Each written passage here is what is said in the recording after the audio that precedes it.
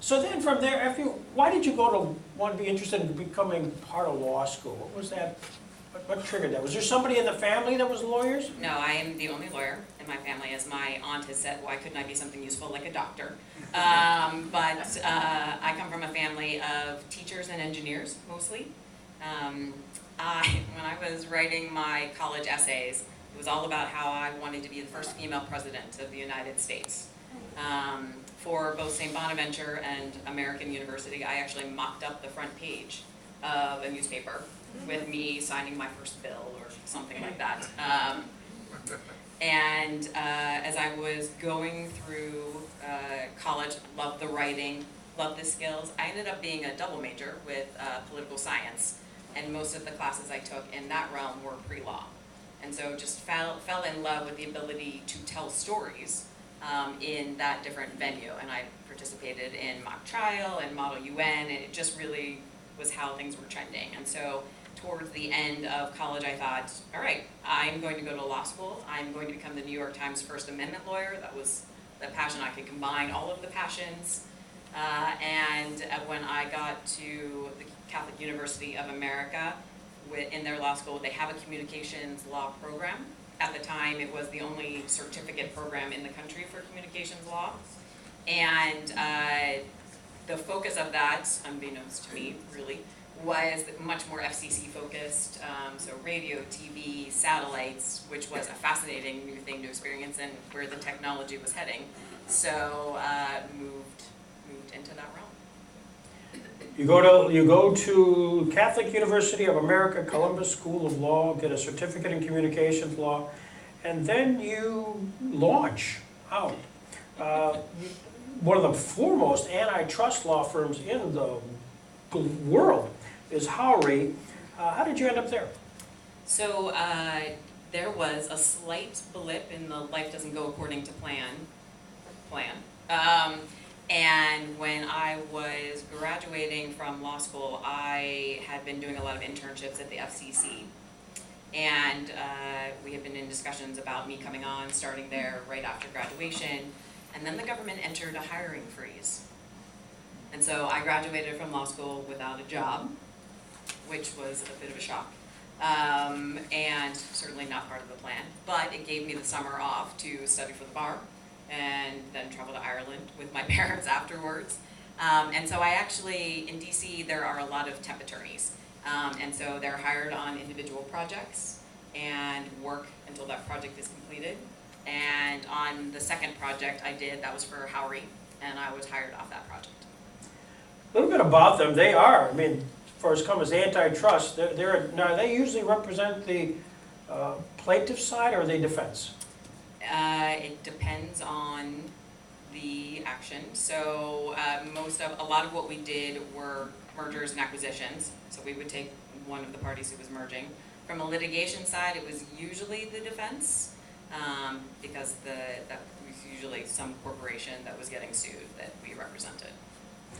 Throughout your resume, there's reference to something, and this is a little arcane and perhaps nuanced, but Hart-Scott-Rodino filings, which is interesting. Was that Senator Hart? Was it Senator Scott? Peter Rodino? Yes. Wow. That dates us all, folks. So that's the law that requires companies of a certain size to notify the government if they're going to merge or divest or acquire something of a certain size, so the government gets a chance to weigh in on whether or not that's allowed to happen. Then from there, you launch into Verizon. Was that a logical step for you? Yes, in my mind, it was getting back into tying the communications back into the law. So it was merging my interests again. One of the mergers I had worked on at Howry was Verizon's acquisition of MCI. And it just so happened that I had written one of the responses to the HSR requests for information. Once you go through the HSR process, then the government will come back and ask you more questions often. So it was in response to one of those, and it happened to be one of the pieces that Verizon lawyers liked the best. And so Verizon went out to there were 3 law firms who represented the company on that for various interests, and they went out to each of the law firms and said, we're looking to hire a new attorney in the antitrust group, and who would you recommend? And Howie recommended me.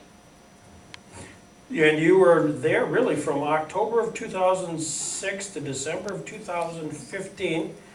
Were you one of those in-house counsel folks that beat up on the counsels that you hire and then have to work on billings and all that stuff? You one of those people? I like to think of myself as a kinder, gentler lawyer. Trust me, I'm on the other end of that all the time. Just curious how we can interact here. And then you launched into something new, Vetted Solutions, with an eye towards kind of getting into helping the not-for-profit world. Explain that role. So Vetted Solutions was actually founded by a former Bonnie, and he started the company about 9 years ago. He had done a lot of work in the nonprofit space. He had actually been one of my very first internship bosses. You see, I tend to acquire people, and then definitely keep in touch. And his business was growing and accelerating, and he asked me to come in for what he thought would be 4 to 6 weeks, just to help out on a single project. And I ended up being there 2.25 years, helping him on various projects, so yeah. By the way, where are you from? Where are you a native of? I'm a native Pittsburgher. So now you're having spent so much time in Washington, when the Pirates play the Nationals, how do you play? I definitely wear the black and gold every chance I get. Okay. It's been a long slug, but yes, it was a very disappointing decade and a half or so. Yes. The Steelers are much easier to root for.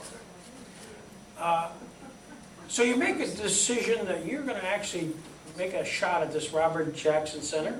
You do so successfully. You're here today. If we looked at a crystal ball 5 years hence, have you given any thought? I know you've only been on the job all of 2 days, but as to what you might hope to accomplish by then?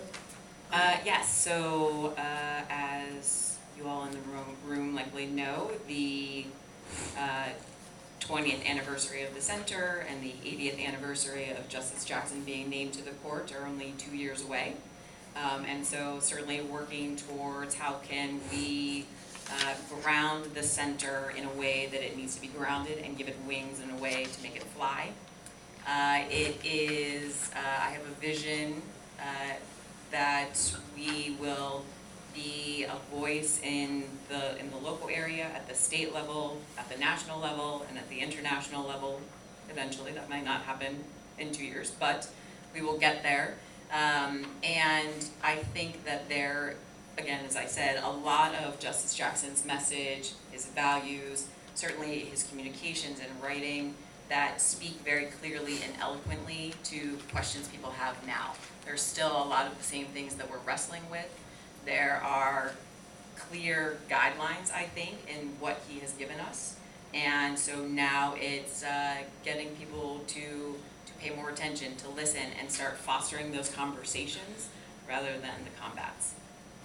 What's the question you expected that I would ask you tonight that I haven't?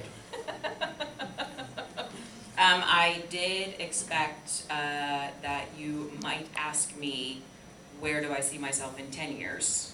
But yeah, actually, I think I've prepared for everything you've asked so far. That's disappointing to hear.